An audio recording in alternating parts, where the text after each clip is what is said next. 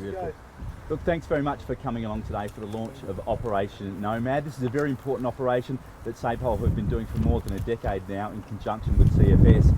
And we can see across the country the devastation fires are having in New South Wales at the moment. Can I take this opportunity to commend the almost 200 people that we have sent to New South Wales to help fight the fires over there. They're doing an absolutely outstanding job, and it's wonderful when South Australia can actually give back to the rest of the nation and help out. So we commend all the people there, and we ask them to stay safe whilst they're over there fighting the fires in New South Wales. But we are heading into a very tough fire season, as they all are, but it has been a warmer than expected winter, and we know from the Bureau of Meteorology that we will have a tough summer ahead.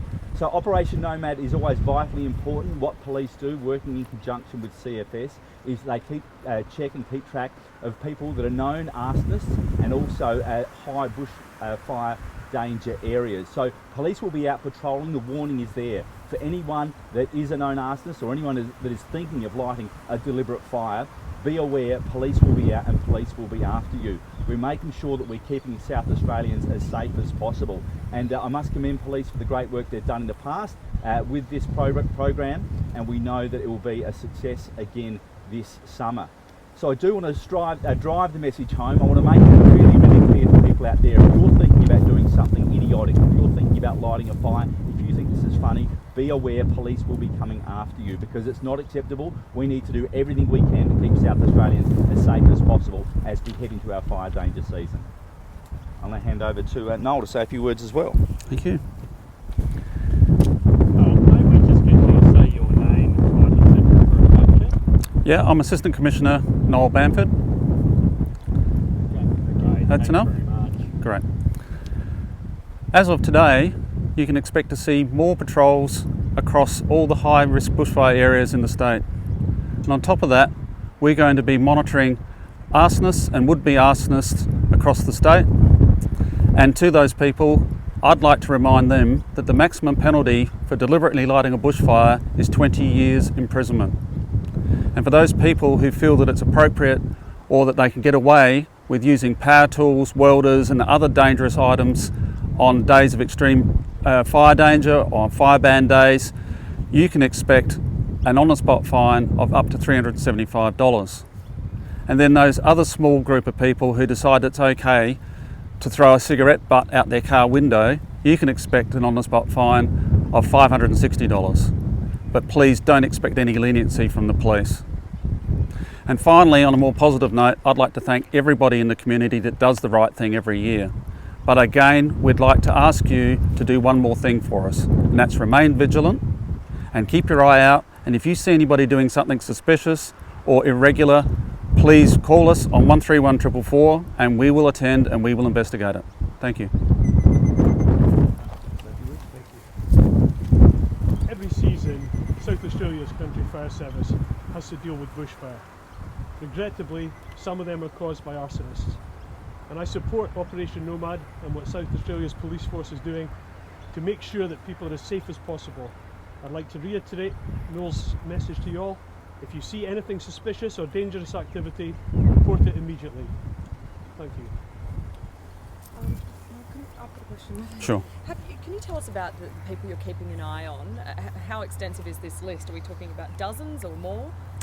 We've this year we're monitoring 81 different people. At the moment, 6 of them are actually in prison. But that doesn't mean we're not monitoring, and when they get out, we'll be engaging with them as we do every year. How did some of those people come to be on your list? Either through convictions for lighting fires or from intelligence reports that have led us to engage with them and assess them as high risk. How do you monitor them? I'm not going to delve into all the different operational tactics we have, but the one that I am prepared to talk about is the fact that we will literally knock on the door and talk to these people and make them realise and remember that we're actually out there and that we know who they are, and remind them that it's not appropriate to light fires.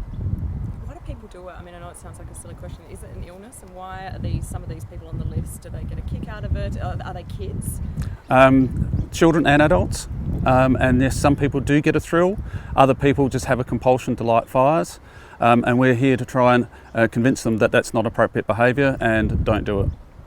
How many convictions have you had last fire danger season? Yeah, look, there were over 500 fires last year that we were concerned about, and we issued well over 300 expiation notices, and we arrested 8 people.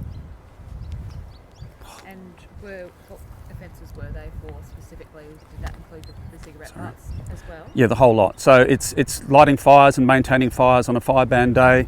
It's using power tools, using welders. It's a range of breaching conditions of lighting and maintaining fires. And is that number an increase on the year before? Are you seeing more of these offences? Unfortunately, it's relatively consistent. Every year we have to remind people, and every year we have to take action. Just also with the people that potentially would throw a cigarette out the window, if that did light a bushfire, is an on-the-spot fine enough for something that, that causes that much damage? Yeah. So if somebody recklessly lights a fire, then it's actually arson or unlawfully lighting a bushfire, and the much more serious offence applies. The on-the-spot fine is if basically they throw the cigarette butt out and it doesn't cause a major issue. So the scale will change depending on the outcome. And as you can imagine, it doesn't take much to create a large bushfire. How would you describe some of these acts? I mean, using a welder on a day like today, for example? If people use appropriate safety measures, it's fine. But people who don't are irresponsible and I'm afraid deserve to receive a fine. All done? Could you just talk about the conditions today and what you can tell us about the fires burning at the moment? I know they're still sort of developing at the moment, but what can you tell us about the conditions you're facing today? The conditions today are quite severe and extreme in some areas of the state, particularly in the lower Ayr Peninsula. And we have fire burning, and we've just been made aware of fire burning in the southern York Peninsula as well. And I'd just like to urge everyone to stay vigilant, stay safe, and have a plan, stick to that plan. Is the wind a contributing factor? The wind's a major factor.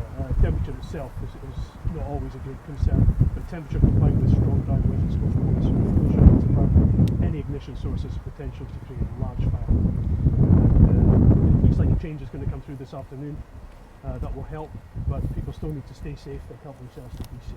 Do you have extra crews on or water bombs on standby? Anything out of the ordinary for today? We stood everything up early this year. A number of the fire seasons were brought forward, and the aircraft were all stood up early. They get mobilised immediately in reported fire, so we're well prepared within the state. And so the CFS preparing for this really bad fire season that we have this year? We prepare by making sure that our equipment and personnel are ready in terms of training, in terms of maintenance. Our safety drills are conducted, making sure that people are made aware of the risk in the community and continuing with various methods to get that message out to them. Are extra crews on their way to the York Peninsula at the moment? I have no knowledge of that yet. How concerning is it in terms of arson for you guys and people not following the rules when it comes to things that can start exploding? Arson's one cause of fire. Thankfully, it's not the most common one, but all fire causation is, whether it's negligence, arson, whether it's nature, is of concern to us in conditions like today. So this is one part, Operation Nomad's one part of a strategy to lower risk in our community.